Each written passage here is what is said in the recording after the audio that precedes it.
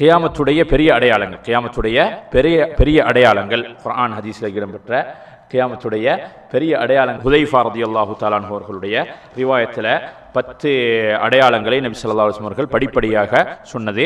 அந்த 10 அடையாளங்கள் என்ன என்பதை மாத்திரம் 10 அடையாளங்கள் என்ன என்பதை மாத்திரம் பார்க்கக்கூடிய நேரத்தில் குர்ஆனில் இடம்பெற்ற சில அடையாளங்கள் இருக்கின்றது. அல்லாஹு தஆலா ஒரு வசனத்திலே கேட்கின்றான், என்ன செய்யறது? மறுமையுடைய அடையாளங்கள் வந்திருப்பதை குர்ஆன் அல்லாஹு தஆலா பல இடங்களில் சொல்லுகின்றான். ஒரு இடத்தில் அல்லாஹு தஆலா சொல்லுகின்றான், இந்த கியாமத்துடைய அடையாளங்கள் வந்திருக்கின்றதே, கியாமத்துடைய அடையாளங்கள் வந்திருக்கின்றதே, இன்னஹும் யரவுனஹு பஈதன் வ நராஹு கரீபா, அந்த கியாமத்தை அவர்கள் வெகு தூரத்திலே என்று நினைத்துக் கொண்டிருக்கின்றார்கள், நாங்களோ அது மிக அண்மையாக இருக்கின்றது என்று நாங்கள் கருதி இருக்கின்றோம் என்று. இவ்வாறாக சில இடங்களிலே சூசகமாகவும் சில இடங்களில் உறுதியாகவும் அல்லாஹு தஆலா சொல்லி இருக்கின்றான். அதிலே ஒன்றுதான் சூரத்துல் கமருடைய ஆரம்பத்திலே அல்லாஹு தஆலா என்ன சொல்லுகின்றான், இக்தரபத்திஸ் ஸாஅத்து வன்ஷக்கல் கமர், மறுமை நெருங்கிவிட்டது, கியாமத்து நெருங்கிவிட்டதே, சந்திரன் பிளந்து விட்டது என்று சொல்லுகின்றான். அது சிறிய அடையாளங்களாக கருதப்படுகின்றது. சரி, எனிவே இந்த அடையாளங்களை பொறுத்தவரையில் முஸ்லிமுடைய ரிவாயத்திலே தொடராக அந்த அடையாளங்கள் வந்திருக்கின்றது. அதிலே முதலாவதாக இதனுடைய தொடர், இதெல்லாம் எந்த ஓர்டரில் வந்திருக்கின்றது என்பதை சரியாக எங்களுக்கு உறுதியாக சொல்ல முடியாது போனாலும் அந்த அடையாளங்கள் எப்படி ஒன்றன் பின் ஒன்றாக வரும் என்பதை நபியவர்கள் குறித்திருக்கின்றார்கள். கியாமத்துடைய அடையாளங்கள் 10 நபியவர்கள் குறிப்பிடுகின்றார்கள், 10 அடையாளங்களை குறிப்பிடுகின்றார்கள். இந்த ஹுதைஃபா ரலியல்லாஹு தஆலா அவர்களுடைய ஹதீஸை மாத்திரம் நாங்கள் பார்க்கக்கூடிய நேரத்தில் நபி ஸல்லல்லாஹு அலைஹி வஸல்லம் அவர்கள் ஒரு தடவை தோழர்களை பார்க்கின்றார்கள். சுருக்கமாக சொல்லுகின்றேன், அந்த நேரத்திலே அவர்கள் கதைத்துக் கொண்டிருக்கின்றார்கள். என்ன நீங்க பேசுறீங்க, என்ன கதைத்துக் கொண்டு உறவாடி கொண்டிருக்கின்றீர்கள் என்று கேட்ட நேரத்திலே அவர்கள் சொல்லுகின்றார்கள், நததாகரு ஸாஅ, கியாமத்து எப்படி நபியே, நீங்கள் மறுமையுடைய விடயங்களை பற்றி எங்களுக்கு சொல்லி இருக்கின்றீர்கள், ஆகவே அந்த கியாமத்து எப்படி என்பதைத்தான் நாங்கள் இந்த இடத்திலே பேசிக் கொண்டிருக்கின்றோம் என்று சொன்ன நேரத்தில் நபி ஸல்லல்லாஹு அலைஹி வஸல்லம் அவர்கள் சொன்னார்கள், அந்த கியாமத் 10 அடையாளங்கள் உங்களை வந்து அடையாத வரைக்கும் அது சம்பவிக்க மாட்டாது, 10 அடையாளங்களை நீங்கள் காணாத வரைக்கும் அது சம்பவிக்க மாட்டாது என்று சொல்லிவிட்டு அந்த 10 அடையாளங்களையும் தொடராக சொல்லுகின்றார்கள்.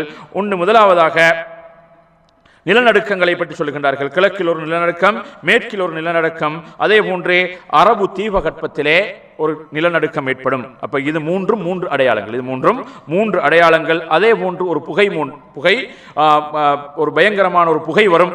இதை குர்ஆனில் அல்லாஹு தஆலா சொல்லி இருக்கின்றான். அது நடந்து முடிந்ததுண்டா அல்லது வர இருக்கின்றதுண்டா என்பதிலே தஃசீருடைய உலமாக்களுக்கு மத்தியிலே சில கருத்து முரண்பாடுகள் இருக்கின்றது. இப்படியான புகையை பற்றி சொல்லப்பட்டிருக்கின்றது. தஜ்ஜாலுடைய வருகையை பற்றி சொல்லி இருக்கின்றது. அடுத்தது ஒரு அதிசயமான பிராணி குர்ஆனிலே சொல்லப்பட்டிருக்கின்றது. இந்த பிராணியுடைய வருகை அதிசய பிராணி, இதை பற்றி சொல்லப்பட்டிருக்கின்றது. அடுத்தது யஅஜூஜ் மஅஜூஜுடைய அவர்கள் தடுப்பு சுவர்களை உடைத்துக் கொண்டு வெளியேறுவார்கள். இதை சூரத்துல் கஹ்ஃபில் அல்லாஹு தஆலா சொல்லுகின்றான், துல்கர்னைனின் மூலமாக எழுப்பப்பட்ட தடுப்பு சுவருக்கு கீழால் அவர்கள் இருந்து கொண்டிருக்கின்றார்கள்.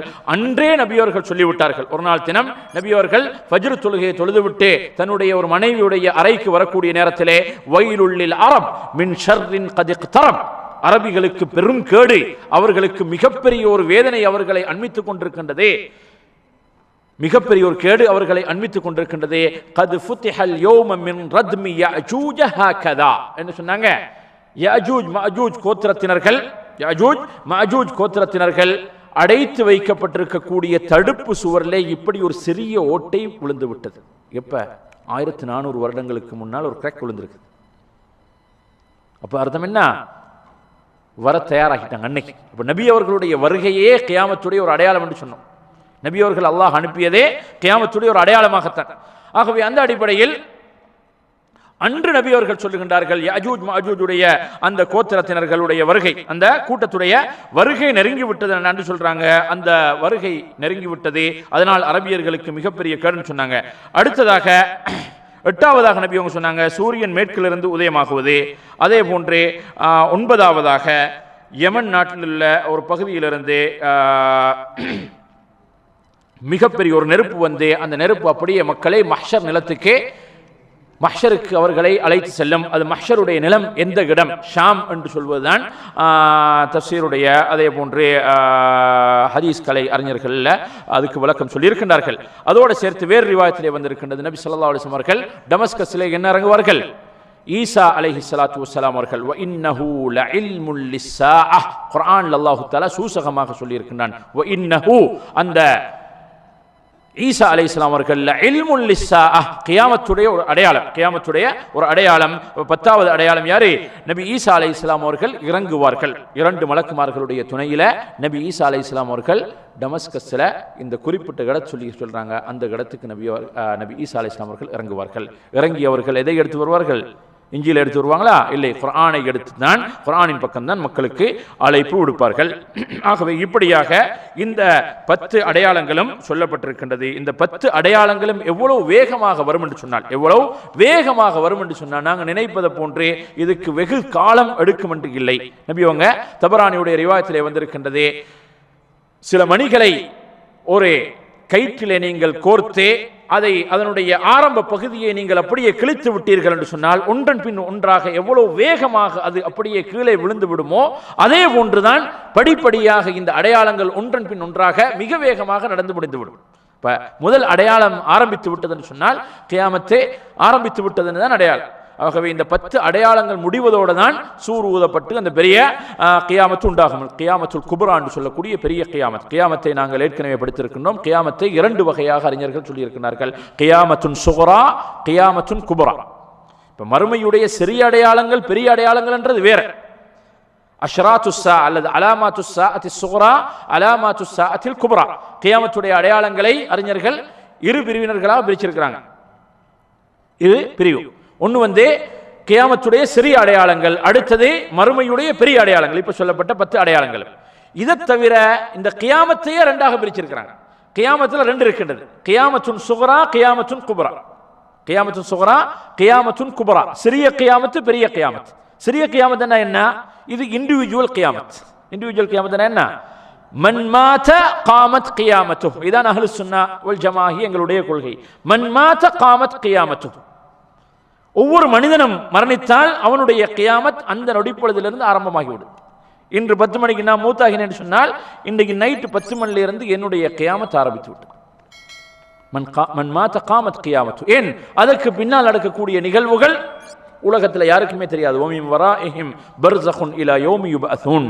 அந்த மக்கள் மரணித்ததற்கு பின்னால் அவர்களுக்கு நாளை கியாமத்திலே அவர்கள் எழுப்பப்படும் வரைக்கும் ஒரு தடை வந்துவிடும். அந்த தடைக்குள்ளே என்ன நடக்கின்றது யாருக்கு தெரியாது, என்ன நடக்கின்றது யாருக்கும் தெரியாது. ஆகவே தனித்தனியாக அவர்களிடத்திலே ஒரு விசாரணை இருக்கின்றது. விசாரணையுடைய முக்கியமான ஒரு கட்டம் 3 கேள்விகள் கேட்கப்படும். கபருடைய இன்பம் துன்பம், அவர்களுடைய சுவர்க்கத்துடைய அவருடைய இருப்பு எடுத்து காட்டப்படும், நரகத்திலே அவர்களுடைய தங்குமிடம் எடுத்து காண்பிக்கப்படும். அதனால் காவிர்கள் சொல்லுவார்கள், ரப்பி லா துகிமிஸ் ஸாஅ, கியாமத்தை சம்பவிக்க செய்து விடாதே, கியாமத்து வேண்டாம் என்று கத்துவார்கள். மூமின்கள் அந்த பொறுமை இழந்து, அதாவது சொர்க்கத்துடைய இன்பங்களை காணக்கூடிய நேரத்திலே பொறுமை இழந்து கேட்டுக்கொண்டிருப்பார்கள், ரப்பி அகிமிஸ் ஸாஅ, ரப்பி அகிமிஸ் ஸாஅ, எப்பொழுது கியாமத்து வரும், எப்பொழுது கியாமத்து வரும் என்று சொல்லி அந்த கபராளிகள் கேட்டுக்கொண்டே இருப்பார்கள் என்பதெல்லாம் இது தனித்தனியான கியாமத். அதற்கு பின்னால் தான் சூர் ஊதப்பட்டு உலகம் அழிக்கப்பட்டு அதற்கு 40 நாட்களுக்கு பின்னால் சும்ம நுஃபிக ஃபீஹி உக்ரா ஃபஇதா ஹும் கியாமுன் யன்துரூன். அதற்கு பின்னால் 2வது தடவை சூர் ஊதப்படும். அதற்கு பின்னால் தான் மக்கள் எல்லாம் எதற்காக, விசாரணைக்காக எழுந்திருப்பார்கள். அது கியாமத்துன் குப்ரா, அது பொதுவான எல்லா பேர்களுக்குமான கியாமத். அதிலே மனிதர்கள், ஜின்கள், ஏனைய மிருக இனங்கள் அனைத்து பேர்களும் எழுப்பப்பட்டு மிருக இனங்களுக்கு மத்தியில் கூட விசாரணை நடக்கும். நபி அவங்க சொன்னாங்க, ஹத்தா யுகாத லிஷாத்தில் ஜல்ஹா மினஷாத்தில் கர்னா. கொம்பு இல்லாத ஒரு ஆட்டை கொம்புள்ள ஆடு அநியாயமாக தாக்கினதற்காக வேண்டியும் விசாரணை நடத்தப்படும். அங்கும் அல்லாஹுடைய நீதம் ஊர்ஜிதப்படுத்தப்படும். அதற்கு பின்னால் அவங்களுக்கு மத்தியில் விசாரணை நடத்தி முடிச்சதுக்கு பின்னாடி மிருகங்களுக்கு சொர்க்க நரகம் இருக்குதா, இல்லை, அவங்க அந்த மிருகங்கள் அனைத்தையும் பார்த்து அல்லாஹ் சொல்லி விடுவான், கூனி துராபா, கூனி துராபா, நீங்க எல்லாம் மண்ணோட மண்ணா போயிடுங்க. இப்போ இதை பார்த்து காவிர் சொல்லுவானாம், எங்களுக்கு இந்த நிலை இருந்தால் நல்லமே, நரகத்துக்கு போகாமல் எங்களை மண்ணோட மண்ணாக ஆக்கினால் நல்லமே சொல்லி நினைப்பான். அதைத்தான் சூரத்து இதில் அந்நபவுடைய கடைசி வசனத்தில் அல்லாஹு தஆலா சொல்லுகிறான், வயகூலுல் காஃபிரு யா லைதனி குன்து துராபா, நானும் மண்ணோட மண்ணாக போய்விடக்கூடாதா என்று காஃபிர் அன்றைய தினத்திலே எதிர்பார்ப்பான், கேட்பான். ஆனால் அந்த நிலை மனிதர்களுக்கோ ஜின்களுக்கோ இல்லை. சுவர்க்கம் நரகம் படைக்கப்பட்டிருப்பது மனித ஜின் வர்க்கத்தினர்களுக்கு கூலி கொடுப்பதற்காக வேண்டித்தான். ஆகவே இந்த அடிப்படையிலே கியாமத்துன் குபரா என்று சொல்லி அந்த பெரிய சம்பவங்களை உள்ளடக்கிய அந்த பெரிய நிகழ்வு இருக்கின்றது. ஃபி யௌமின் கான மிக்தாருஹு 50,000 சன. விசாரணை தனித்தனியாக பொதுவான விசாரணை இருக்கின்றது. அது பெரிய ஒரு விளக்கம், தனியாக கியாமத்துடைய விளக்கம், அது பெரிய விடயங்களை கொண்டதாக இருக்கின்றது. 50,000 வருடங்களுடைய நீள அளவை கொண்ட ஒரு நாளிலே அல்லாஹு தஆலா அனைத்து பேர்களையும் விசாரணைக்குட்படுத்துவான். சில மனிதர்களை தனித்தனியாக எடுத்து விசாரித்து அவர்களுடைய செயலேடுகள் எல்லாம் அவர்களுடைய கண்களுக்கு முன்னால் விரிக்கப்படும். 99 செயலேடுகள் விரிக்கப்பட்ட சம்பவம். அங்கே அந்த 99 பாவங்களினால் நிரப்பப்பட்டிருந்து ஏகத்துவ வார்த்தை லா இலாஹ இல்லல்லாஹ் என்ற வார்த்தை அவனுக்கு பாதுகாப்பை கொடுத்த சம்பவம். இப்படியாக நிறைய சம்பவங்கள் நிகழ இருக்கின்றது. முன்கூட்டிய நபி அவர்கள் இவைகளை பற்றிய எச்சரிக்கையையும் அங்கே நடக்கக்கூடிய மூமின்களுக்கு கிடைக்கக்கூடிய பெரிய பாக்கியங்களுடைய ஆதரவையும் போட்டிருக்கின்றார். ஆகவே ஒரு மூமின் எவ்வாறு தான் தவறுகளை பாவங்களிலே அவன் ஈடுபட்டாலும் அவனுடைய உள்ளத்திலே ஒரு ஆதரவு இருக்க வேண்டும். அல்லாஹு தஆலா நிச்சயமாக எங்களை மன்னிப்பான். அந்த ஈமானை கொண்டு அல்லாஹ் எங்களை பாதுகாப்பான். ஆகவே அந்த ஈமானை ஒரு மனிதன் கடைசி மூச்சு வரைக்கும் பலமாக உறுதியாக வைத்திருக்க வேண்டும். இதிலே முழு முயற்சி இருக்க வேண்டும். இதனால் பாவம் செய்வதற்கு லைசன் கொடுக்கிறதில்ல. பாவங்கள் நடந்தால் அதற்கு உரிய முறையில் தௌபாக்களை, பெரும் பாவமாக இருந்தால் தௌபா செய்து கொள்ள வேண்டும். சிறு பாவங்களை அல்லாஹு தஆலா நாங்கள் செய்யக்கூடிய நன்மைகளின் மூலமாக மன்னித்து விடுகின்றான். பெரும் பாவங்களுக்கு உரிய முறையில் தௌபா செய்ய வேண்டும். மக்களுடன் சம்பந்தப்பட்ட தவறுகளாக இருந்தால் அவைகளுக்கு அவர்களை நாடி சென்று மன்னிப்புகளை தேடிக்கொள்ள வேண்டும். நபி அவங்க சொன்னாங்க, கியாமத்துடைய நாளையிலே எவைகள் யௌமலா யன்ஃபஉ மாலுன் வலா பனூன் இல்லா மன் அத்தல்லாஹ பிகல்பின் சலீம், நல்ல உள்ளம் கொண்டு அல்லாஹ்வை சந்திக்கக்கூடியவர்களை தவிர அவர்களுக்கு பணங்களோ சொத்து சுகங்களோ அவர்களுடைய பிள்ளை குட்டிகளோ எந்த பயனையும் கொடுக்க மாட்டாது. லா யன்ஃபஉ தீனாருன் வலா திர்ஹம், தங்க வெள்ளி நாணயங்கள் எந்த பயனையும் உங்களுக்கு கொடுக்காத நாள் வருவதற்கு முன்னால் ஒருவருக்கு மற்றவர் செய்த தவறுகளுக்காக அவர்களிடத்திலே நீங்கள் மன்னிப்பை தேடிக்கொள்ளுங்கள் என்று நபி அவங்க சொல்லியிருக்கிறாங்க. அந்த அடிப்படையிலே ஒரு மனிதன் மக்களுக்கு மத்தியிலே நடந்த விடயங்களுக்கு, பிரச்சனைகளுக்கான மன்னிப்புகளை அவர்களிடத்திலே தேடிக்கொள்வதே, பெரும் பாவங்களுக்கான மன்னிப்பை நிபந்தனைகளுக்கு உட்பட்ட தௌபாவை கொண்டு நாங்கள் அளித்துக் கொள்வதே.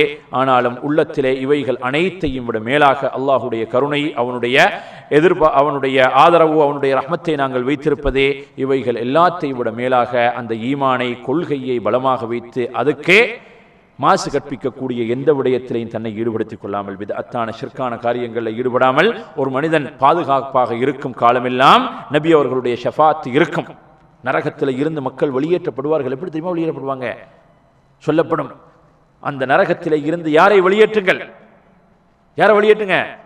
மலக்குமார்களிடத்தில் சொல்வான் அல்லாஹு தஆலா, அந்த நரகத்திலே இருந்து அவர்களுடைய உள்ளத்திலே ஈமான் உள்ளவர்களை வெளியேற்றுங்கள் சொல்லி சொல்லி வருவான். கடைசியாக கடுகு அளவு ஈமான் ஒரு மனிதனுடைய உள்ளத்திலே இருந்தாலும் அவர்களும் நரகத்திலே நிரந்தரமாக இருக்க மாட்டார்கள், அவர்களையும் வெளியேற்ற வேண்டும். அப்ப இது எதை காட்டுகின்றதுன்னு சொன்னால், சில பொழுதே மூமின்கள் அவர்கள் செய்த தவறுகள், அந்த தவறுகளுடைய முறை, சில தவறுகளை அல்லாஹு தஆலா மன்னிப்பான். ஏன்? உலகத்திலே மறைத்து தவறு செய்தவர்களை அல்லாஹு தஆலா நாளை கியாமத்தில் மன்னிப்பான். என்ன சொல்லுவான்? சதர்துஹா அலைக ஃபித் துன்யா, உலகத்தில் நான் இதை மறைத்தேன், ஆகவே இன்றைய தினத்தில் உன்னை நான் கேவலப்படுத்துறதுக்கு தயாரில்லை. ஆனால் இன்னும் சிலர்கள் அல்லாஹு தஆலா கேவலப்படுத்துவான். உலகத்தில் உன்னை மறைத்திருந்த பொழுதிலும் நீயாக உன்னை கேவலப்படுத்தினாய், ஆகவே இன்றைய தினம் உனக்கு கேவலம் தான். சுப்ஹானல்லாஹ்.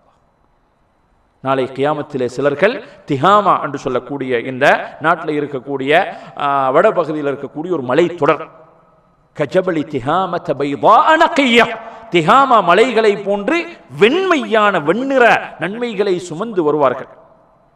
மிகப்பெரிய நன்மைகளை அவர்கள் சுமந்து வருவார்கள்.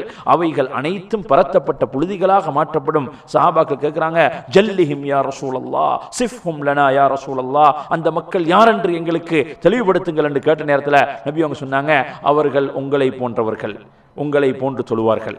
யஅஹுதூன மினல் லைலி கமா தஅஹுதூன், நீங்கள் இரவு தொழுகையிலே ஈடுபடுவதை போன்று அவர்களும் ஈடுபடுவார்கள். யஸூமூன கமா தஸூமூன், நீங்கள் நோன்பு நோட்பதை போன்று அவர்களும் நோன்பு நோட்பார்கள். வலாக்கின் இதா ஹலோ பிமஹாரிமில்லாஹி தஹகூஹா, அல்லாஹு தஆலாவினால் தடை செய்யப்பட்ட பாவமான காரியங்களுடன் அவர்கள் தனித்திருக்க நேர்ந்து விட்டது என்று சொன்னால் இன்தஹகூஹா, அதனுடைய சங்கைகளை அந்த கண்ணியத்தை அவர்கள் மீறி அந்த பாவங்களை தனிமையிலே அவர்கள் செய்து முடித்திருப்பார்கள். ஆகவே மக்களுக்கு மத்தியிலே நல்லவர்கள் போன்று காட்சியளித்தாலும் பாவங்கள் செய்யக்கூடிய தனிமையாக இருக்கக்கூடிய நேரத்திலே பாவங்கள் செய்ய அவர்களுக்கு நேர்ந்து விட்டது என்று சொன்னால் எந்த அச்சமும் இல்லாமல் அவர்கள் பாவங்களை செய்து முடித்திருப்பார்கள்.